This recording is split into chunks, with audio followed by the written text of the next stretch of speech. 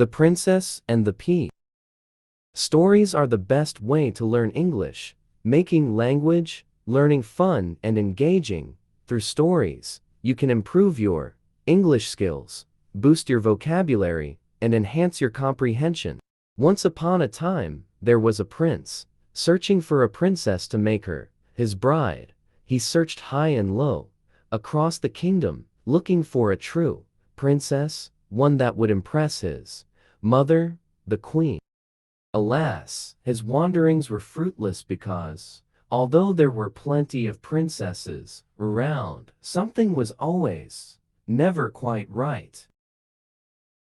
Some princesses didn't have very nice manners, and others had a terrible sense of humor, so, with reluctance, he made his way home.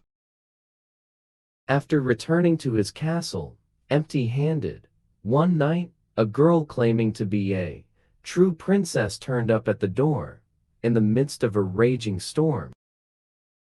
She was so wet and bedraggled that water poured out of her shoes, but nonetheless, she was invited in to find warmth and stay for the night. The prince was extremely taken with her, as despite her appearance, she was the most beautiful and kindest girl he'd met so far after all his long and weary travels. However, the wily queen, who had very set ideas on what type of lady her son should marry, was suspicious that the girl was in fact not a true princess. That night, she decided to secretly test her. The queen went to her best guest room before the girl retired to bed, and placed a single, uncooked pone underneath the mattress.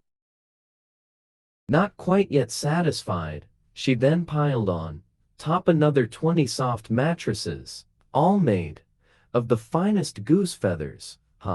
The cunning queen thought to herself, this will show if she is a true princess, fit for a prince. The next morning, when the royal family came down for breakfast, the princess looked terrible. She had great big bags under her eyes and bruises all over. "How did you sleep, princess?" asked the queen with a smirk. "Oh, dreadful," cried the princess. "That bed was awfully uncomfortable. I didn't sleep a wink."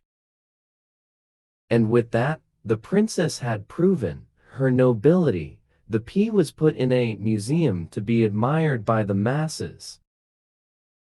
And the prince and the princess married and lived happily ever after.